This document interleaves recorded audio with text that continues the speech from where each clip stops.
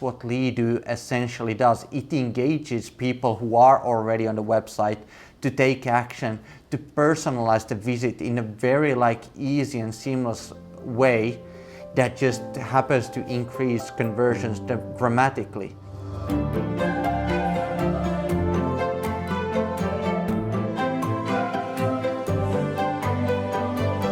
I'm really happy to have you here today, Mikhail. How are you?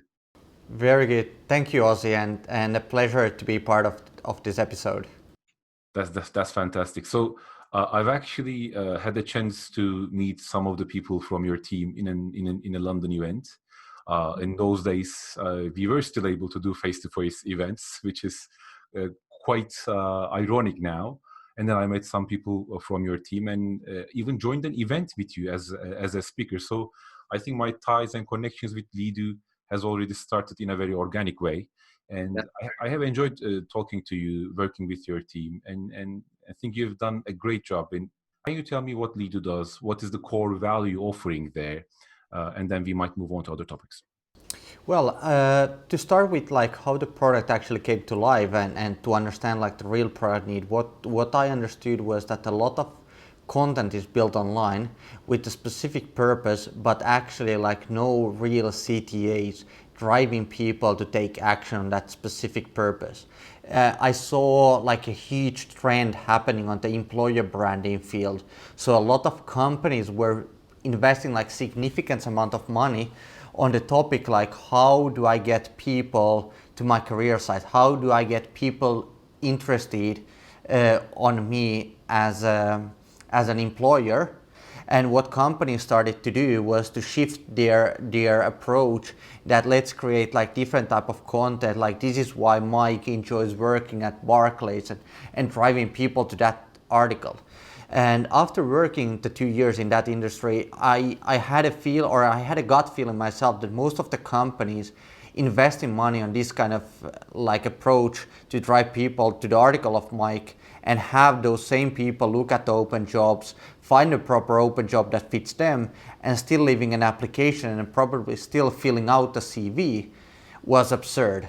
And after doing a study, we saw that the average conversion from that type of funnel was less than 0.2%.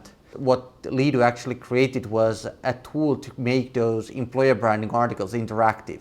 And we were able to get 100 times higher conversions than ever before. And we actually thought that Leadoo would operate in the small niche of recruitment marketing in just activating those passive job seekers to apply for that company or doing it the inbound way.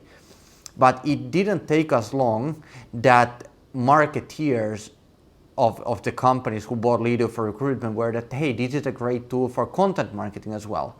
Essentially, the same problem is happening on content marketing. So companies putting up content or writing great content and using that on advertising instead of just coming that here's my product, buy, but using content to create value, but then leaving the whole purchasing decision or engagement to the user. So I would say passively waiting for someone to buy, and then it comes currently we are speaking about outbound and inbound. There should be something in the middle. So doing outbound type of methods, but with the inbound type of approach. And that's what Leadoo essentially does. It engages people who are already on the website to take action, to personalize the visit in a very easy and seamless way that just happens to increase conversions dramatically. The way how we look at it, it comes back to the blue ocean strategy where it's spoken that doesn't matter which product you are selling or buying, you always have 3% of your ideal target market buying the product right now. You have 7% buying the product in the next 90 days. And we consider those to be the active buyers who are essentially filling out the contact forms and actually buying by themselves. But you have 70% who might be interested, not sure yet, they don't have the buy mode on yet, and then there are some people who are not interested. And we see that there's roughly from that audience 60% potential clients that by engaging them in the right type of way, you could convert them. And that's the feedback that we are getting from our customers, that the content comes alive. It's like stacking the best salesperson you have in your team within the content, asking the right questions, putting up the need to the client, and at the same time catering the whole service for them. So how does the exchange of information work behind the scenes? Is it a chatbot-based systems? Does it depend on ML and AI, or is it a more human intervention type of an product? So currently, they are rule-based. Few reasons behind. So a lot of companies want to go the AI path. It's actually very difficult and very expensive to create like proper chatbots. And when you are on the sales field, it's more, or for us, we don't see Leadoo as a player operating in customer support section. You can use Leadoo certainly for that. That represents maybe 10% of our business, but 90% represents like lead generation and sales generation. And for these cases, we don't want to give the power to the website visitor.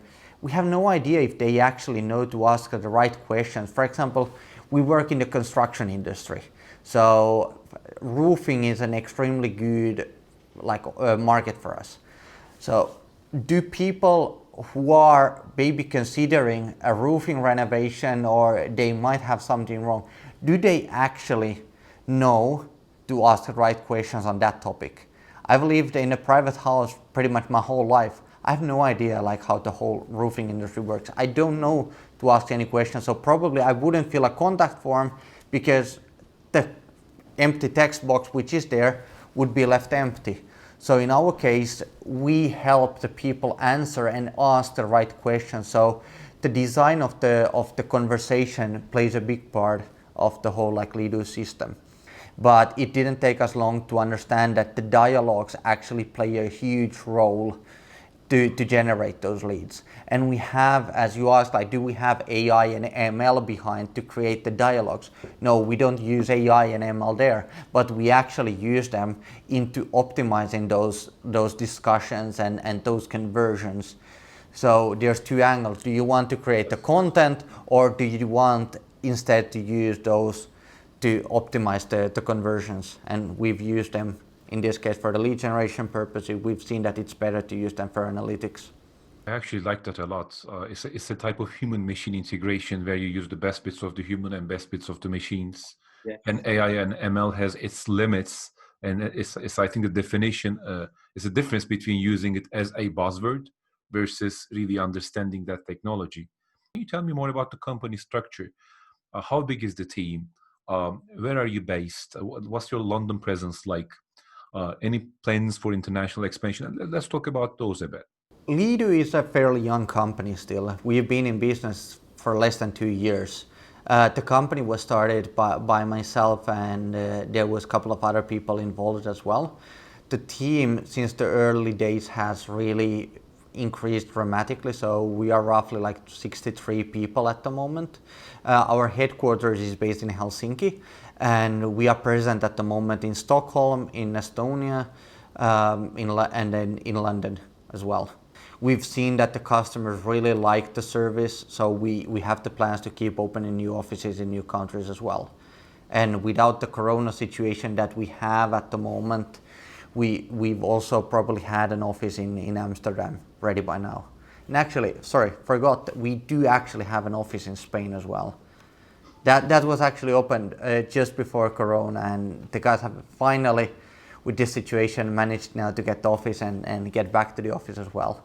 So I know it's difficult to grow a team, and a big dimension of that growth in people's side and team is, of course, growth in the financials of the company. And companies take some different routes. Some companies choose the way of bootstrapping, early profitability, bringing that profit in for growth.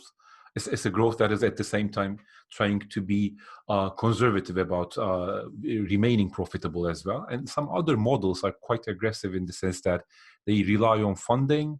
The growth is bigger and faster, and it works better in some industries and some cases. And some companies are a hybrid of these. So where would you position Leadoo? What is the story like in terms of funding and investment?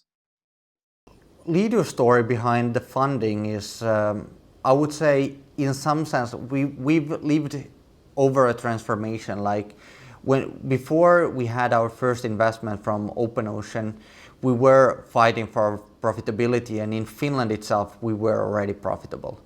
When we raised our first round, we were like 10 months old company, so we didn't even expect things to happen as fast as they did.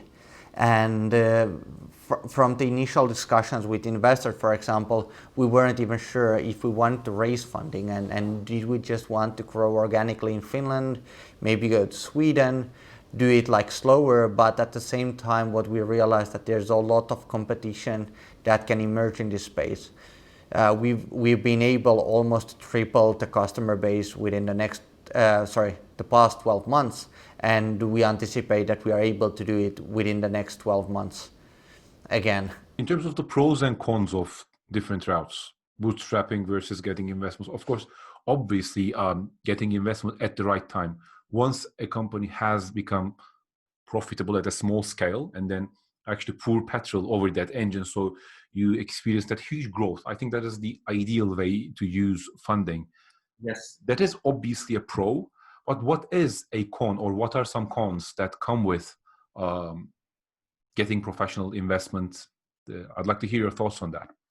Like most companies, when they are growing like 20%, 30% a year, it's good. And that means that you need to hire a couple of people, you just need to perform a bit better than you did last year.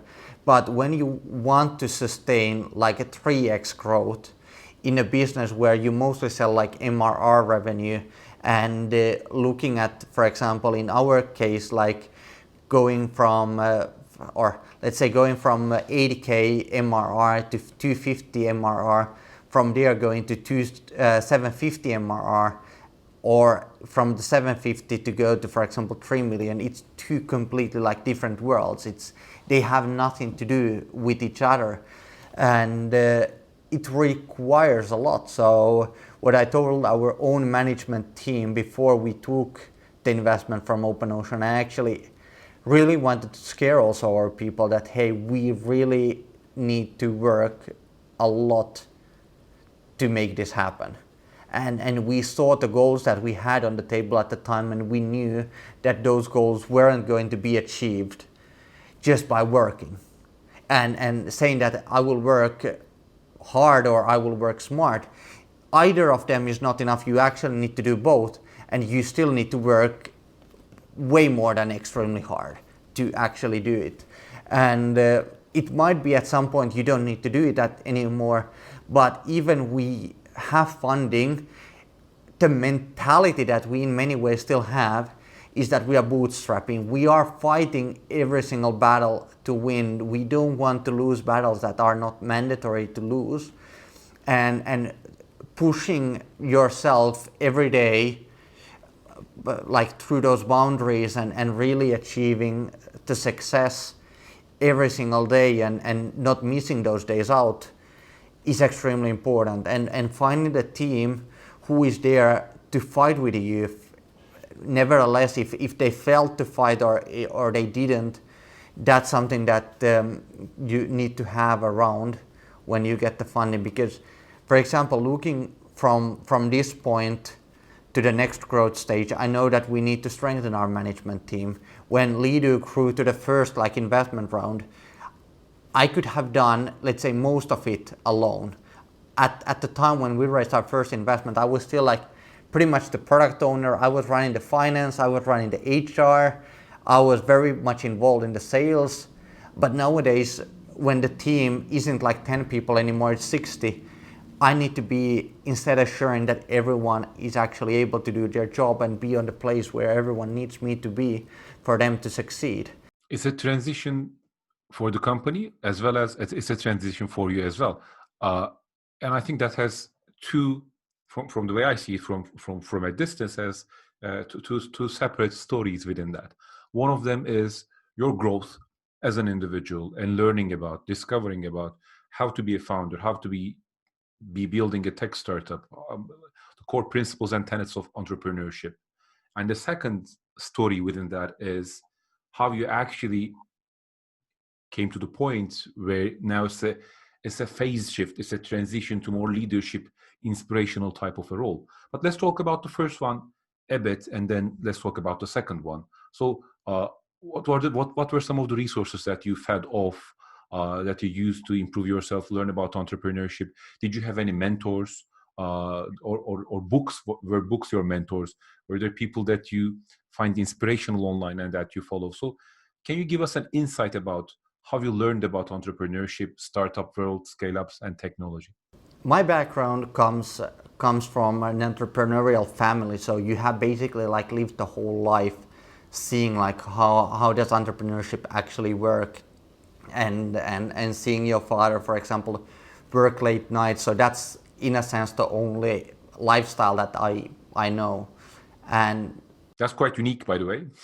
yeah, and that's but in many ways that you need also. So understanding that it doesn't matter if you feel or not, you just need to put in the hours and the work, and in a sense the system doesn't care. You need to do what's necessary. And I've had great mentors around me, and I've always tried to pick mentors in, like, not taking like general mentors who coach you in life, but I always try to look like at business, like what do I need, or where do I need to succeed next? Do I need to learn to code? Do I need to understand the marketing ecosystem? Do I need to understand the sale ecosystem, the funding ecosystem? And after that, basically, I start to read. I listen to, like, I would say like half audiobook every single day. So spending like 2 hours learning every day while exercising. And then of course taking the mentors around on the specific topics who actually have done what you are about to do, and getting all the feedback from there as well. Was there a was there a tempo shift to learning how to become a leader, and using inspiration and working with bigger teams rather than uh, verticals and the product themselves? So you've talked about objectives, as I hear them. Next learning objective, you go, you determine what that topic is, and then you conquer that. That's fantastic. So how is that different once the team has surpassed 50, and how do you think it's gonna evolve in the future? And that's, with that in mind, I think it would be nice to talk about what you see for Leadoo in the future as well. Very good question. And looking at, for example, myself as a leader, and the biggest pain points that I faced during the growth of the company is that I've always been like a execution guy myself. So if marketing doesn't work, learn everything you can, go there, fix it, and run it, and then like give it for someone else to manage. And that has been on the sales as well. Sales doesn't work. That means that we have a problem on the sales model. Okay, let's pick up the phone myself, call 10 customers, book 10 meetings, go to those meetings, learn how does it work, and then basically build a process around it, and then like give it to someone else. The problem that I face at the moment is that I can identify those problems. I feel myself like I like the leadership that you are not just an inspirational leader, but you at the same time you are an inspirational leader, but you also can go hands-on working on stuff. So it doesn't matter like what's the topic. For example, we are speaking about SEM strategies with our marketing team now that we are entering new markets. So in the past like 2 weeks, I've listened to like 4 different audiobooks on the topic. I've spoken to various growth hackers who have worked in startups, how they defined the battles that they wanted to win and how they won them. And at the same time also like trying to learn from webinars and from leading companies in the industry, like how did they win and how to do it. What many times happens with leaders and why leaders aren't respected or they don't get the admiring or the respect from the people, because they just tell you what to do without actually like understanding, is it realistic? Like I will be the first person always in our team, if we need to take the hits, I will take those hits and be there, and the team also knows it, that they can turn to me on any single problem, and if I don't know the answer, I will figure it out for them. So I think we've touched based on a few important topics, both about yourself, your growth journey, Leadoo's market position, how it started off from a problem in the recruitment space and moved on to leads, how the product actually works with machine and AI versus the human aspect of that, understanding the customers, finding the right type of questions and preparing the responses for that. So I think it's been a comprehensive picture of Leadoo. Is there anything we're missing out? Is there anything that you'd like to talk about, or is there any question that you would want me to ask you, or you would ask yourself before we finish? Maybe one thing to add, like after being a founder for many years and seeing, for example, what we've done differently with Leadoo compared to many other companies that I've seen and been involved in a few.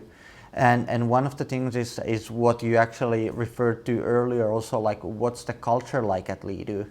And like I feel myself that one of the key strengths for us to grow as a company, grow as a team of individuals, is the team culture. And then the question is like, what is the team culture like? And I believe that people itself, they do what you celebrate. And we've had a very like result oriented culture where everyone knows that, okay, if we win a deal, if we win a battle, if some customer like sends us positive feedback, that's where we have like a dedicated channel, for example, in Slack. So people know that this is what we celebrate, and everyone, without basically like even asking, is trying to achieve that, because that's where everyone comes and basically applauds to you. So we are like a sports team working together. And something that we've seen that is extremely good is that we made a lot of people also like shareholders in the company.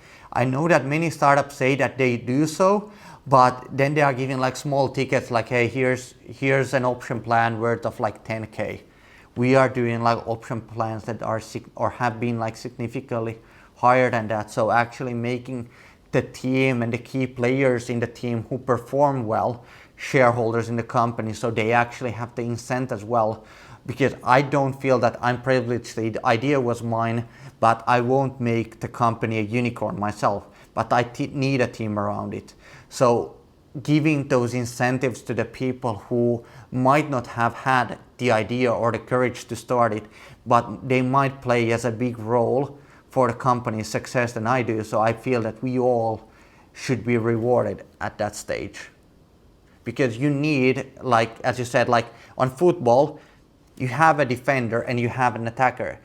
If the forward, for example, scores a goal, but the defender doesn't defend, you won't probably win those games. But it doesn't make the defender any less like more important than the attacker. So that's why I see that everyone needs to have their share of the pie as well. I think that's definitely an immense part of that. Once you have skin in the game, it's not just that you care more about the success of the company, but it's also better to learn and improve yourself as well, because it just becomes a more integral part of your life. Mikhail, thank you very much for everything you shared with us. It was a very open, transparent picture into what Leadoo is like. And I think you're building a great company. And hopefully this content will act as a vessel for people who would potentially want to join your company, just to see what it is like, just to get to know a bit what the company is like, what's the mission, and also for other people who would like to learn from your experience, what they have done, and what worked for you, both within your industry in London and internationally as well. Thank you very much again for being a part of this episode. Thank you, Ozzy.